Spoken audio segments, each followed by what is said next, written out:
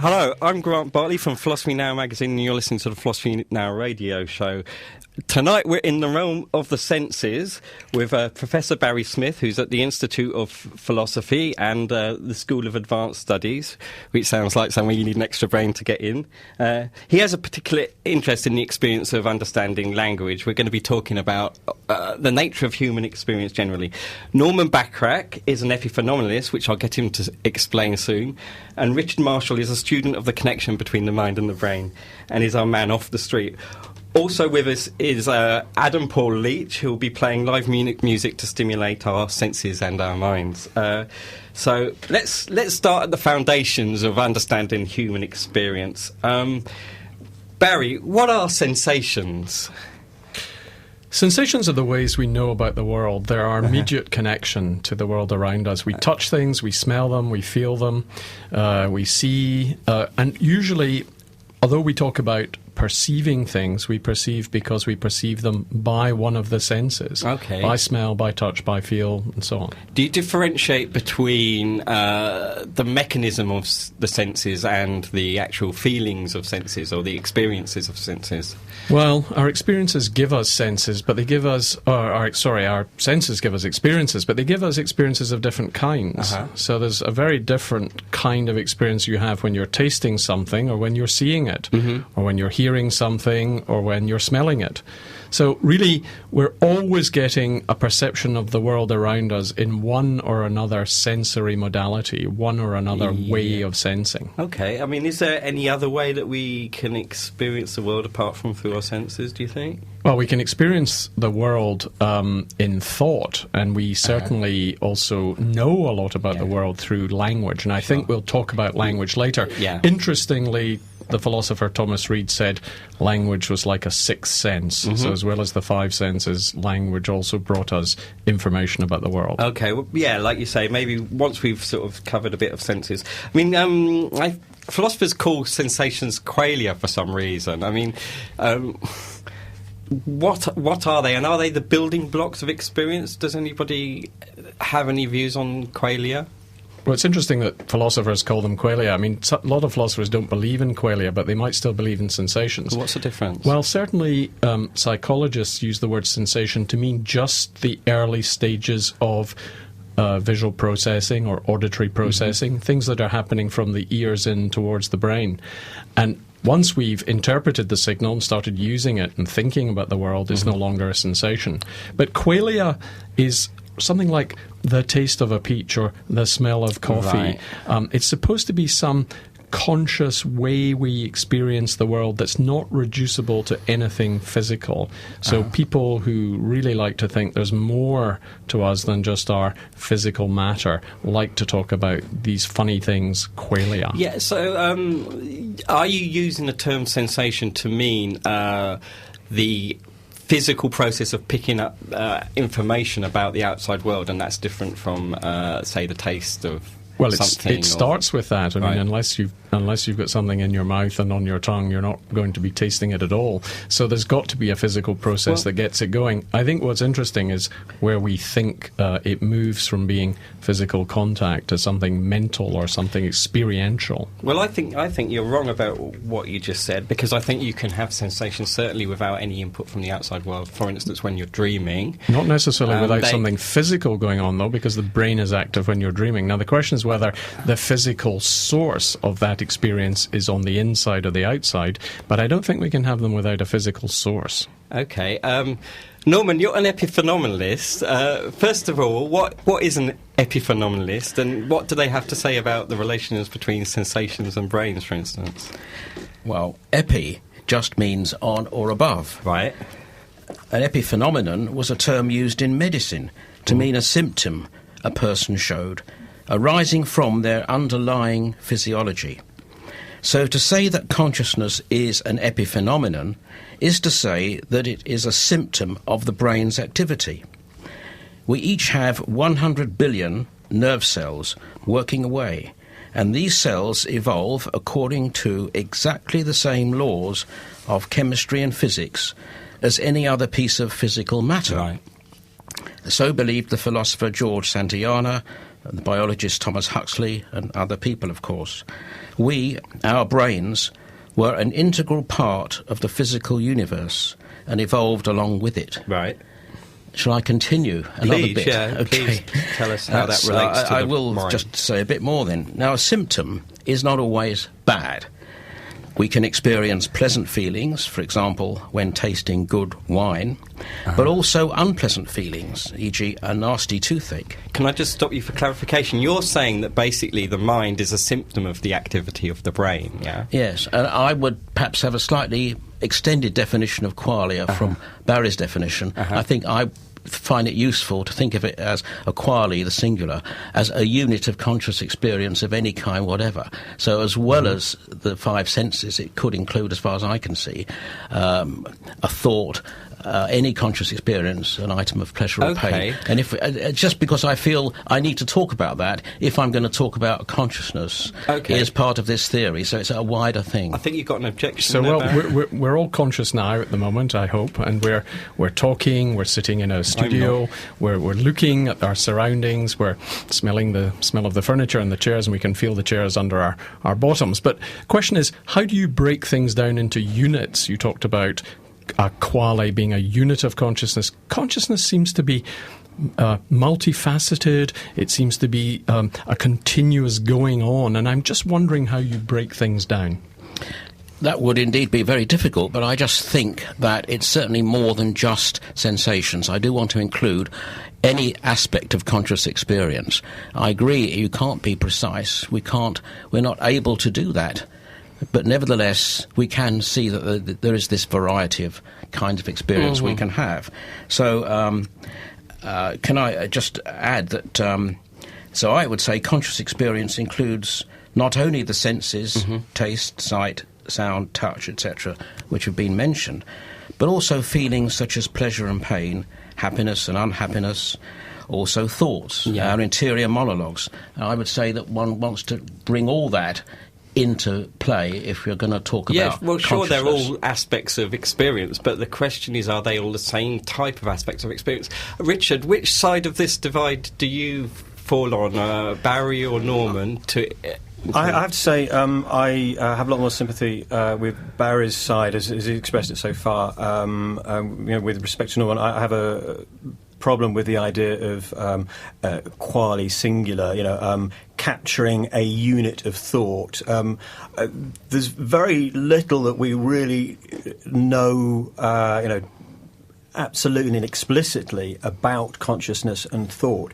But one of the things is that it's a process. Right. We can observe changes in the brain, but you can't take a photograph of a brain and say that is the qualia of coffee or joy or whatever.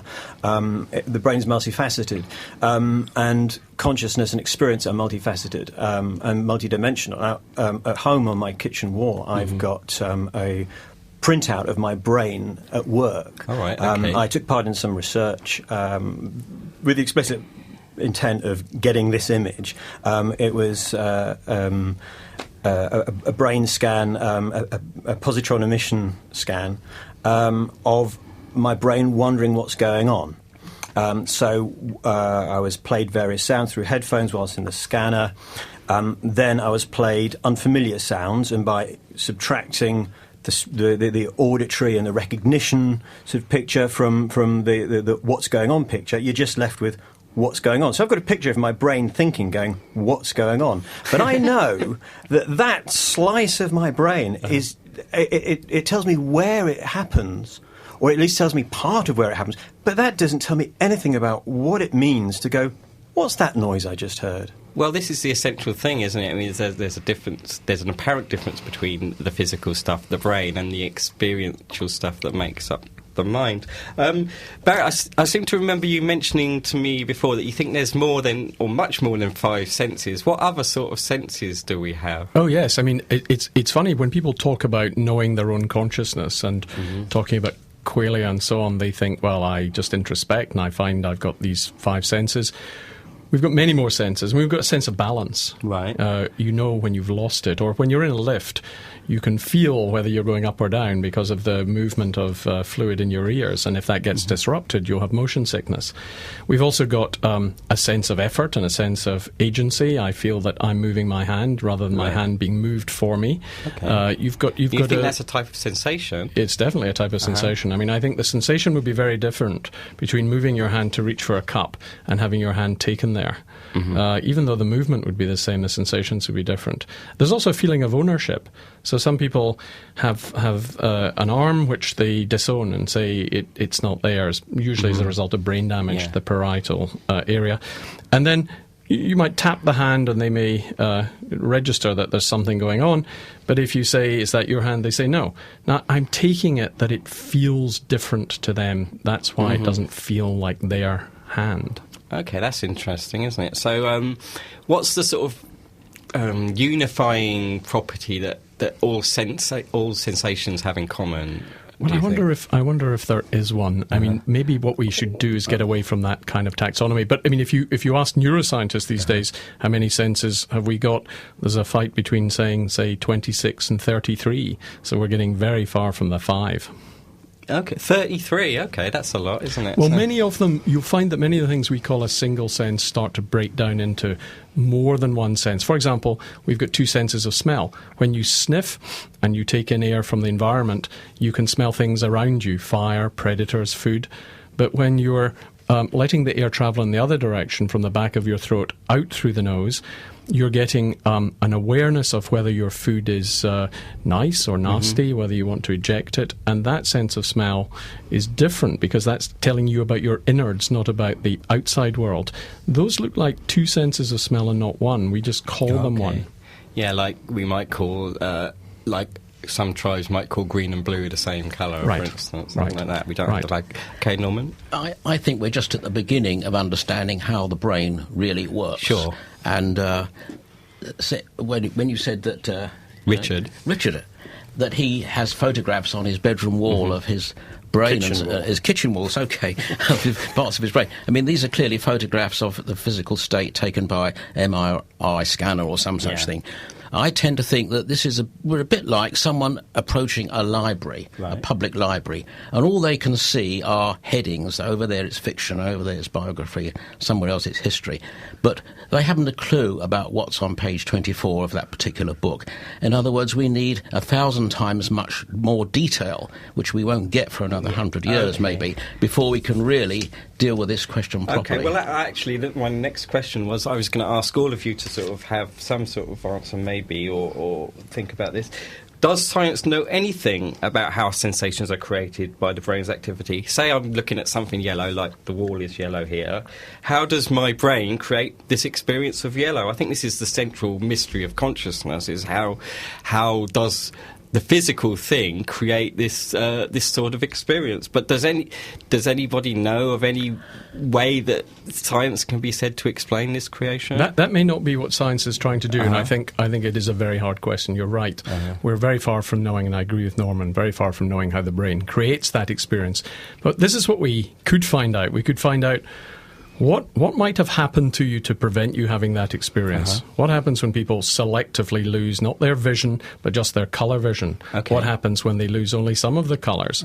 Now, if you find out that losses of that kind are associated with particular damage in certain regions of the brain, you begin to understand what some of the components of the cortex are that are necessary. You've got to have these in order to have colour vision. We also know, interestingly, we're trichromatic, that we are different from other animals. Some birds, pigeons are quadrichromatic. We don't know how the world looks to them. I mean, if you're making many more discriminations of colour than we're making, what's that like? We don't know. But we know that you'd better have the rods and cones we have if you're to see colours. So you think birds have, experiences of colour that we're incapable of having, basically? They experience colours that we don't know anything about? Very likely so. That's an interesting idea. I wonder what they're like. We can't even imagine it, can we? Okay, Richard? I think Barry makes a very good point talking about the extended colour vision of birds, because when we're talking about experience, sensations and consciousness, we have to remember that the world isn't as we see it. it's a mediated and constructed reality. Constructed by your brain. Constructed by our brain. Constructed by our memory, by our experience, by our capabilities. For instance, do I have rods and cones? Am I colourblind? Whatever. But also, what are the associations I have? I may walk into a room and say, that's a nice table. Somebody else might walk in and say, that's a nice magazine rack.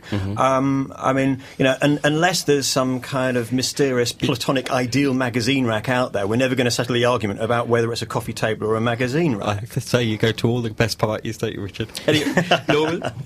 Your point about yellow, I think the main thing is that yellow does not exist outside our brains. Right. And nor does sound exist outside our brains. Okay, look. The sun emits photons of a particular energy. The yellow is only created somehow by our conscious brains. I think Barry's going to explode. I don't know how Norman knows that. I mean, that's a bold claim, and for someone who was showing some caution about what science could tell us that colour isn't out there or yellow isn't out there seems extreme. I mean, look.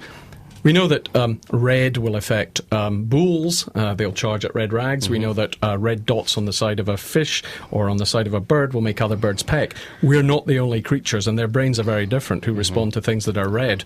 Now, I'm perfectly happy to think there are colours out there, but we experience colours in a very different way. I mean, if the light is a little bit dark in the corner, the yellow will look closer to brown than it looks to yellow. Sure. But the nice thing my brain does is it does a kind of smoothing of that. It gives me information about the colour not having changed, even though light is reflecting more brightly at the centre than at the edges. Okay. Well, this is a good point to go into a song now. We've got Adam Leach. He's going to sing us a song. I think this is Shine On. That's right. Okay. Adam, give us your stuff.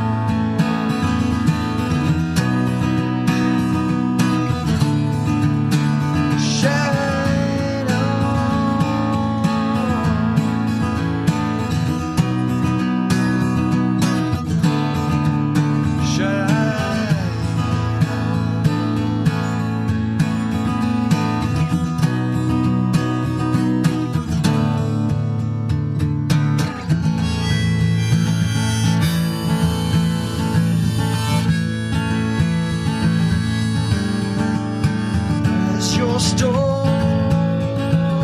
told, wounds will turn to gold. In this love we share, there is something you should know, and it just doesn't make sense.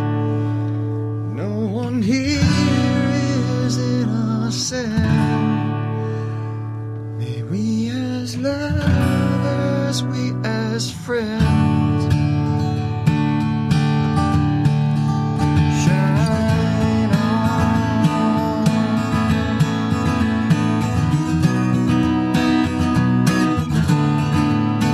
Shine on.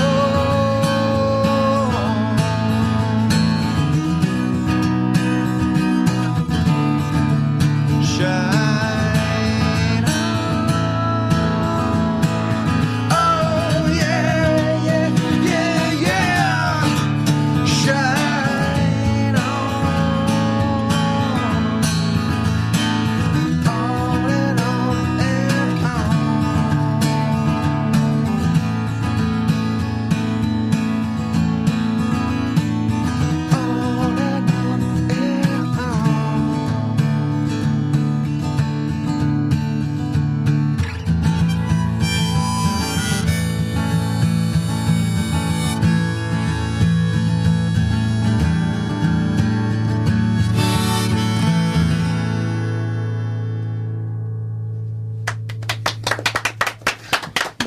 Thanks, Adam. If you like Adam's music, it's adampaulleach.com. Sure. And you can get up find out some songs and stuff. I'm Grant Bartley from Philosophy Now magazine. You're listening to Philosophy Now radio show, and we're talking about the nature of human experience. What is it, and how's it made up? I'm just going to go back to what Barry said immediately before the song, and I'm going to say I agree with Norman and I disagree with Barry. I think that outside of minds there is no such thing as yellow. There is only, for instance, electromagnetic waves. There are no as we're calling them, sensations that exist outside of minds. Well, there may be no sensations that exist outside of minds, but sensations are the perceptions of colours. They're not colours. Right. I mean, you want to distinguish between sensations that are just, as it were, just all about you, like pain, and sensations like the touch or feel of cloth when you feel some velvet under your fingers. That's giving you information about the environment. Similarly, heat and cold, when you have sensations of heat, unless you've got a fever, it's telling you the environment's warm. Sure. The question is whether colour experience is a bit more like touching the cloth or smelling burning, or a bit more like just having a pain. Is it that all that work the brain's doing to figure out how colour is constant despite the changes in light and despite a shadow on the colour of the wall? Is it doing all that computing just to amuse itself, or is it putting us better in touch with the environment? Because colours matter to tell the difference between ripe fruit and unripe fruit, to tell the difference between a predator and a friendly animal. You've got to get their colours right. I think you've got to distinguish there between different colours and different wavelengths of light. What do you think about this, Richard? We've got one pro, two cons, I suppose. I'd say in this case I do sort of fall more with Norman and yourself. In the sense that yellow, I mean, first of all, yellow, of course, is a convention, but we're not arguing about the name yellow. Yeah. But if we go beyond that and say, for instance, what does a bird see? I mean, we actually have this on wildlife documentaries sometimes. We have, sort of false colour images of what a beetle sees or what a bird sees or whatever. And I always shout at the television, no, it doesn't, because it's impossible to convey what it's like to have another sense, because we just don't have the range of experiences to accommodate it. So if you can see, all the visible colours as we perceive them, plus ultraviolet and infrared, there's no way you can show that. All you can do is shift something around, add something in a false colour, but it's not what the experience of it would be like. But a person who's colourblind is surely missing something. Yeah, and it's missing an experience of colour, right? So it's just missing bit of their own internal landscape. I don't think that's right. I mean, I think they're definitely missing something out there in the world. I'm sure they're missing a sort of stimulus. But look, in the there's brain. a difference. You said electromagnetic wavelength. It's actually reflectance properties. It's a computation of three different reflectance properties from the surface of objects. Objects reflect light, and we're very good at detecting the kinds of light that they reflect. But why stop at saying that the colours are there? It's very interesting that everything else is there, and suddenly colours are going to be just sort of internal. They don't feel as though they're internal. I think the colours aren't there, the sound isn't there, the taste of salt isn't lurking around in a box of sodium chloride. Good grief. So none of these, what I would call, what Locke had called secondary qualities. Which means what? I think it's second. Well, it means qualities that we experience, as I understand it. So the whiteness... What we're calling sensations. If you say the whiteness of snow, it's a quality of snow that it can reflect all the different wavelengths. We see it as white. And that's not a secondary quality. No. So it's not just that we experience it. So I better make the distinctions in as you're going to talk about it. John Locke, and I think Galileo before him, came up with a distinction between primary and secondary qualities. Secondary qualities are the qualities that you give objects in virtue of experiencing them, like their taste and their colour. And primary qualities are qualities that are supposed to exist in objects independent of your experience of them, such as their shape and their mass and how many there are. Okay, that's... Can I just carry on? Take up one point? Yeah. I'm sure the Japanese will soon be able to build a robot. In fact, we could. A robot car that would approach traffic lights. It would detect whether it's, in Barry's terms, shining with red, amber or green light, and it would react accordingly. But I don't think we'd necessarily assume that it had any conscious experience. What it was doing is measuring the energy of the main colours reflected from those three lamps, detecting their energy and then allocating according to its program whether it should stop or go. So it's perfectly possible for the bull that was mentioned and insects and animals, the whole range of animals, to react to all the different wavelengths and all the different energies and all the different things in the world without their having what I think we're really trying to get at in this program. What is the special nature of conscious experience? Now, I think I'm being very cautious if I say I know for certain that I am conscious at this precise moment. Right.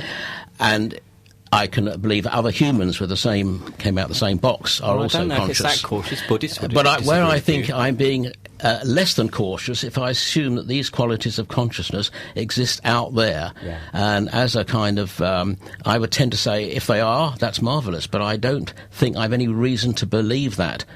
Qualities of consciousness don't exist out there, but the question is whether they give you consciousness of something. Now, pain gives you consciousness pretty much of itself, but when you have the feel of velvet under your hands, you're aware of the texture of the velvet. It is giving you information consciously about something out there. Now, the point is, let's do a better job for secondary qualities. The difference between secondary qualities and primary qualities might come to this. The idea is you're supposed to only be able to experience sounds in the sense of hearing. You only experience colours through vision. You only experience taste through tasting something. On the other hand, size, you can both see and feel. So size and shape is meant to be more objective because you can get at it by more than one sense. Okay, yes, I agree with that. That's right. But Norman will then say that taste is a secondary quality. However, you don't taste something by using just one sense. To taste anything, you need touch, taste and smell. There's the texture of something on your tongue, which makes a difference to how you taste it, whether it's creamy or whether it's rough. Whether a biscuit tastes stale or fresh is a matter not of its smell or its salty or sweetness, but how it crumbles. So we're using taste, touch and smell. Three senses are collaborating to put us in touch with properties of our food.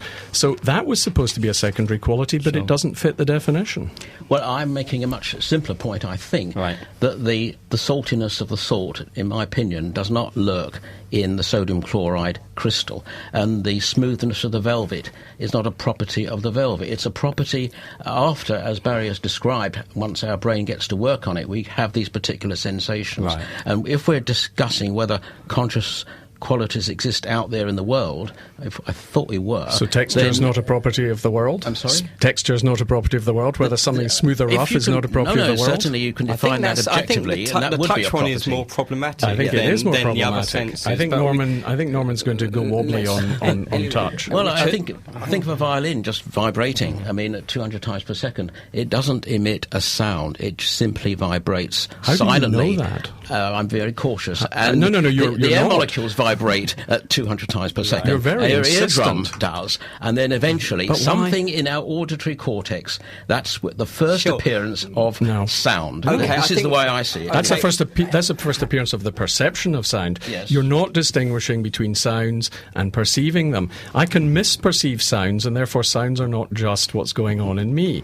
You can misperceive sounds. You can go deaf and fail to hear sounds. You can hear them as muffled when they're not actually muffled sounds. Okay, objectively, there are acoustic vibrations, using a sort of physics-type term. But why reduce the world to physics? Now, it's very interesting that Norman wants to be cautious, but when he describes the world, he suddenly becomes a very reductive scientist and starts telling us that the only things we can talk about are light intensity or vibration. Why doesn't the world contain much more than is dreamt of in Norman's philosophy? Okay, there's two things here. First of all, I think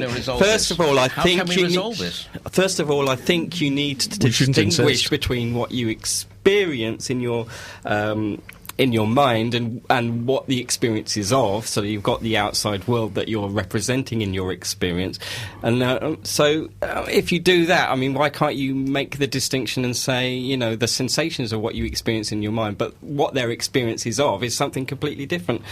Richard, you wanted to say something? I just wanted to come back on Barry saying that texture is essentially a primary quality, that it's that it's out there, completely separate from our perception of it. And I have to disagree, because texture is all about, as you say, touch, and it's scalar. I mean, colour... What does that mean? Sorry. Well, so it depends on the scale, So let's say some sandpaper, right? Let's say, I were a very small person, then sandpaper would suddenly be, a craggy landscape. Let's say I suddenly become a giant, then sandpaper is as smooth as silk to me. Yeah. Whereas something like colour... no matter how large or small I am, the wavelength of light that's entering my iris is exactly the same.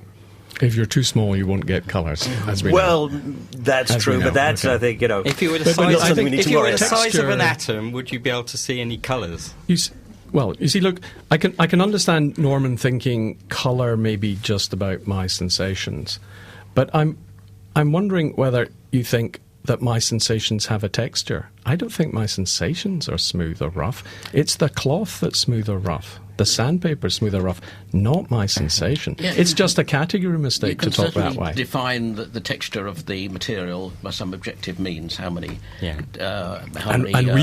We can take that in through our subjective experience. Yeah. But notice our subjective experience is a way of putting us in touch with the objective world. Question that's open is it like that with colour? Now, I'm just amazed that you can pronounce and say it isn't. How do we know? I think you've got to define what you're actually doing when you're seeing things. Like, I mean, to me, it doesn't make any sense to say, what is an experience of colour independent of a mind. All you've got is the stimulation for the experience of colour, which is... I'm not so narcissistic as to think if I disappeared now, a lot of the world would disappear with me, and nor do I think the species... You're presupposing what you think the world is there. Well, and you are too, so we're actually making no progress. Yeah, right. But the point is that whether or not there are colours out there should be distinguished from the question of how we perceive them. Now, people can perceive them better or worse, but when we talk about better or worse, is that just a comparison between each other's experience? But that's difficult because I don't know how you experience colours. If we actually have a reference point in the world, we can say people experience colours better or worse. But it's not about what you can prove or disprove. Anyway, Norman, I thought philosophy was all about that. No, it's about Barry mentioned the bull seeing red. Now we all say the bull react to a red rag? I mean, if redness was an objective quality out there, then every animal, including the bull, would have to experience the same colour red. Why? I don't think. Well, Why, you're confusing perception I don't think of that colour is with the colour. case. But Norman, you're All confusing this- perception of colour with colour. Yeah. Why, if redness is out there, would everybody have to perceive it? The fact that there might be a bottle in the cupboard over there doesn't mandate that I perceive it. I've got to be in the right conditions, I've got to have the right relation to it, and I have to have the appropriate apparatus. Okay, let me be more careful. I would say normal humans with normal eyesight experience the red rag in the same particular way. Okay, but we have no idea what the bull experiences. It might experience it as blue, as what we would think as blue, or as nothing at all. Well, it may simply detect the energy of the photons reflected by that moving rag there's a lot and react. And that's why, for our ordinary language, we've got to keep talking about colours as though they're out there. But I think if we want to be get to this bottom problem, I think it's a useful Why is the distinction. poor old bull denied the experience?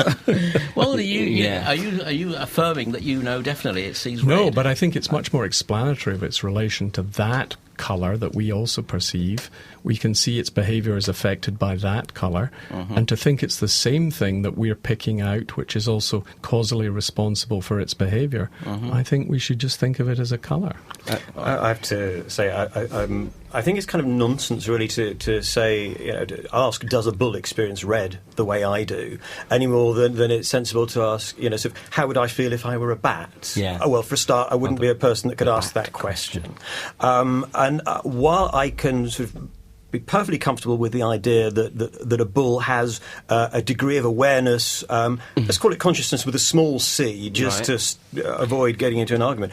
It has in which perception of the world. It has perceptions, and it responds to those perceptions, and it has some kind of model of the world that it builds. Now, we know so little about our own consciousness, we know far less about bulls or bats or anything else. But does a bull sort of perceive red? Side note, it's not red, actually, it's just the waving thing, apparently. Somebody will otherwise phone in and say it's not red rags. But, does the bull perceive something and respond to it? Yes. Does it see the same red as me, or is it experience of red anything like mine? Not really, no. It couldn't be. It's a bull. I agree with but that. does it have the same red colour experience? I don't think we need to worry whether it has the same red colour experience. I think what I'm saying is it's reacting to the same thing I'm reacting to. You're giving that in terms that don't involve colour, and I think you have a hard job distinguishing between things that are red and things that aren't. Okay, we'll stop there and have another song. Would you like to introduce this song, please, Adam? Sure, this song's called Tell Me It's Okay. Okay. Yes. I'm sure it's okay. Yeah, please tell me it's okay. I will tell you.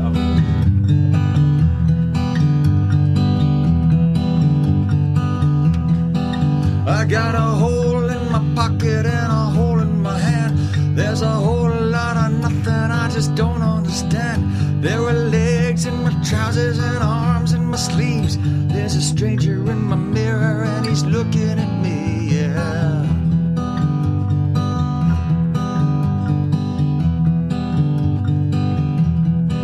I got holes in my blanket, I got holes in my socks. There's a monkey in my kitchen breaking bottles with rocks. I got bacon, I got eggs, and between the two there's a sawed-off shotgun and a picture of you. I run and I run and I chase the fire, fall and I burn in my own desire. He's crossing my T's and he's dotting my I's. There's stitches on your wounds and the scars I've signed. If the devil's gonna win at the end of the day, put the arms around me, tell me it's okay. Tell me it's okay. Tell me it's okay, yeah.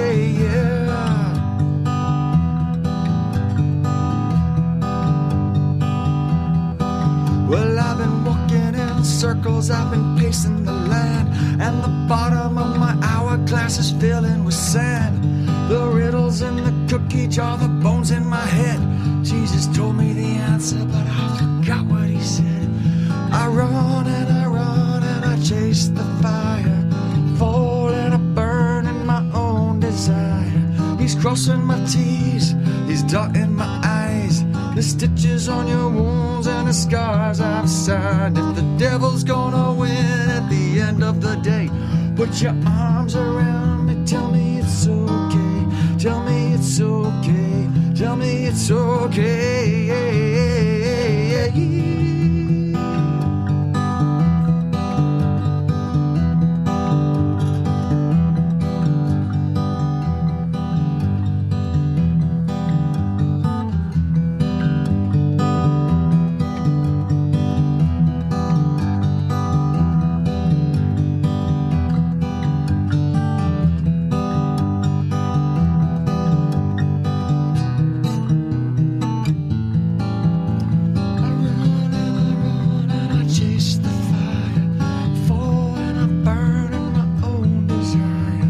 Crossing my T's, he's dotting my I's.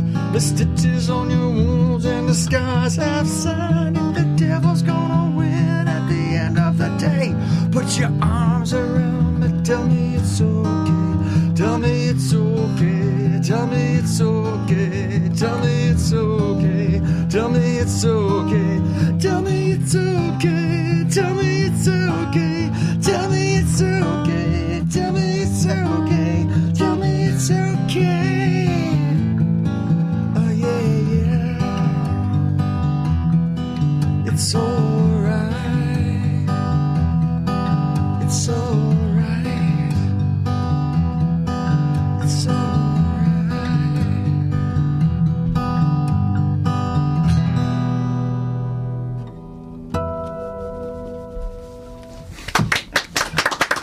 Thanks, that was great, Adam. Is that okay? Yeah, that was okay. AdamPaulLeach.com, remember that, guys. Right, I'm Grant Bartley. You're listening to the Philosophy Now radio show, and we're talking about the nature of human experience. We've been talking about sensations, what are they, and how is they connecting to the outside world. But I just want to change the direction a little bit and talk a little bit about language in the last section of the show. I think that our understanding of language is different from a pure sensation of a sound, of the sound of the words. For instance, you can hear a foreign language but not understand it, which indicates that there's something in addition to the sensation of the language, which is the meaning of the language. Now, Professor Smith, you have an interest in this sort of area. What is your understanding of what it is about language which is additional or different from sensation per se? So you're absolutely right. We have that sensation of listening to an utterly foreign language, one we don't understand. And there, people seem to be making noises, and you can't even tell where the words begin and end. You just hear a sort of continuous sound, and then they take breath, and then on they go. But when you're listening to me now, I hope, you seem to hear me speak with sort of distinct words. There seems to be a difference between where one word ends and the next word starts. But actually that's not true. What you're listening to is a continuous sound stream. You're listening to me going, and then I stop for breath. If I spoke with gaps between the words, it would be awful and unbearable and hard to understand. So actually, it's a bit like the foreign language case. You're just hearing continuous sounds, and somehow you are chopping them into words. Sure. Now, the question is, do I have the same view of colour? And this may surprise Norman, and I think we might even reverse roles here. I think we hear meaning in the words because we put it there. Sure, I don't think there's meaning out there in the world. Right. So unlike the colours, I think it's just in us, and it's only because we are hearing meaning in the words that we are hearing those differences between speakers of a foreign language and speakers of a language that we understand. Okay, Richard, Norman, do you agree with that, disagree with that? Yeah, okay. Sure, there's going to be invented soon a device that will listen to someone speaking and transcribe it into language. It probably doesn't understand the actual significance of the different terms, but it can no doubt turn all the sound information into standard English if it wants to. Well, I think there's already programs that can take speech and write out of it. But, I mean, the question is meaning something we add to the words that we hear, or is it something that's contained in the words themselves? Something we read into the words, but it's not just the meaning, it's also the structure. So there's no way yet in which anybody has found way of reading into language exactly the structure, the sound structure and the grammatical structure that we humans impose on a sentence. So, I mean, there are lots of sentences which are ambiguous. She wrote the poem on the beach. Mm-hmm. Now, did she write it physically on the beach, or was it a poem about the beach? And when you hear exactly the same string of sounds, sometimes you hear it one way. I saw the man with the binoculars. Uh-huh. Did I have the binoculars? Did he have the binoculars? Exactly the same sounds, exactly the same words with the same meanings, but whether you grammatically organise them one way or another, you'll get a different understanding. Sure. I've been experimenting with reading something with no gap between the words, as though I didn't know the language and it was all one word. And I'd say it's almost impossible to do. It's certainly very difficult because when we see the word, we immediately associate it with its sound, that means that, well, there seems to be a lot of sense in what you're saying, that, we put a meaning to the sounds, compared to, say, a foreign language where it is very hard to break words down or take words out of sentences. But what about, Barry, the situations where a sentence can be misheard, or a sentence could be read completely differently, not because of punctuation, but just because of the sounds. Because sometimes there are situations where if you sort of stick one word at the beginning of another, it changes the whole meaning of the sentence. And what you're doing is you're taking exactly the same sound chunks that you normally identify as words, but you're just sticking them together in a different way. And that does lead to confusion. It does. I mean, it turns out that what the brain seems to do best of all is make contrasts and comparisons. And so you're going to get contrast effects. You're going to find out that a sound produced alongside another will be heard differently if it's in a different context. So think of the word hand. So when you hear handbag, hand you that, you don't hear, as you think you hear hand and bag, you hear handbag. Most people say handbag. So actually what they're sounding like is the word ham. But you don't recognise it as ham. So there's a way in which the sounds get mutually adjusted and affected. But if sounds that we actually hear for words are heard as words in our heads, and if the grammar and structural organisation is in our heads, then we can draw some pretty big conclusions, namely that language isn't really out there. Sure. All that's out there are sounds and marks, and language is entirely in the head. Okay, I want to ask the basic question, though, about language, is that you're obviously understanding what I'm saying now. What is it in the act of understanding? I mean, what is it that you actually experience when you experience an understanding of words? Well, I think it's interesting because I hear these meaningful words as if coming out of you, but I think the only meanings I can hear your words as having are the meanings they have for me. Well, no, I don't dispute that, but what is the meaning that you're giving them? That's a good question, very difficult. But I just wanted to say, if I'm having experiences of meaningful words, but I'm also listening to your voice, it's very natural for me to think that the meanings are coming from where the voice or the sound source is. And a voice is the sound of a human soul, as Aristotle said. So I tend to locate the meanings in you that I'm hearing, even though I think they're actually coming from me. Well, language works because we share enough of common experiences that what I say can be understood by you approximately, let's say, to be what I mean, what I intend to say. There was a nice experiment done by a couple of applied linguists where they had two people engaging in a conversation. It was all recorded. They separated them. They asked what the conversation had been like. Was it successful? Yes. They both thought it had gone very well. They asked them what they got out of it, and it was completely different. Sure. But still I want to press that question. What is it that we experience when we experience an understanding of language? We hear the sounds as structured, just as when we hear notes in a certain sequence, we don't hear it just as one note after another, we hear it as music. So we also hear speech as structured. Sure. I hear the structure in your utterance, and I also hear meaning in your words. It's as if I hear the meaning in the words, and it's very tempting to therefore think the meaning is somehow out there, but it's not. one of the key factors of speech, of course, is intonation, stress, and there's a very close link between that and music. Some languages, of course, are more musical than others, and the way we experience words, the way we experience speech, is somewhat like listening to a song, and indeed we find it easier to remember words that have natural metre and rhyme. I was wondering if you'd actually looked into that. Well, it's interesting because you would expect that there ought to be a kind of close relation, and yet somebody could lose their language and still have an experience of music. Somebody can become a kind of amusia, where brain damage even to musicians, can render them unable to hear anything other than a random sequence of notes, and yet still speak and understand. So it's as if they're done by different parts of the brain. They're processed separately by different parts of the brain, which is very strange, because you would imagine they would go together, and yet it's perfectly possible to have one without the other.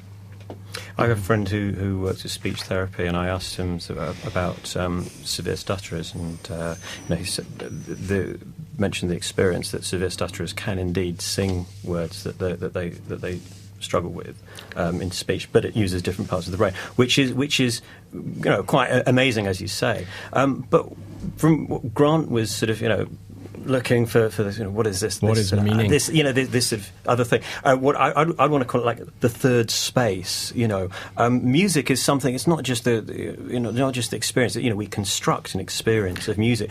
Do we do the same with language? Well, the thing with language is funny, because language has an inside and an outside. In that, I experience your words now as meaningful, and I hope people at home are experiencing this as meaningful. And yet, by using these sounds, I can make them think about things that are not present. I can talk about bits of Glasgow or Edinburgh and get them to think about things that are not in their immediate perceptual environment. How does that happen? How can I somehow make these words reach out and connect to things and put them in mind of those very bits of the world? That's the tricky thing to explain. Do philosophers have any answers to that sort of question yet? Well, some of them think there must be a causal connection between the source of the thing we're talking about and the word itself, but it's very hard to see exactly how those causal connections run. I think it's about stimulating your mind to make associations with the words, even in the background of your experience while you're listening to the words. So, but that's another thing. We're running out of time now. You've been listening to... Sorry, Norman, you want to say something? I don't believe that consciousness, which the brain produces, itself has a causal effect back on brain matter. Right. That's entirely done by the physical laws themselves. Right, that's so that is the epiphenomenalism key feature of epiphenomenalism. But at the same, so I think it's causally impotent, shall we say? Yeah. But at the same time, I can assert it's supremely important to us. Why is it important if it doesn't we can do try anything? We can try to work to produce good, happy, pleasant, even joyful experiences, and minimise the other sort, the painful experiences. And that is surely, I would say, the main object of what we should aim to do in life. Okay, well, that's a great place to end. Next week, we're going to be having a bunch of eight-year-olds having a live philosophy lesson. You've been listening to Philosophy Now radio show, and here's Adam to play us out with another song.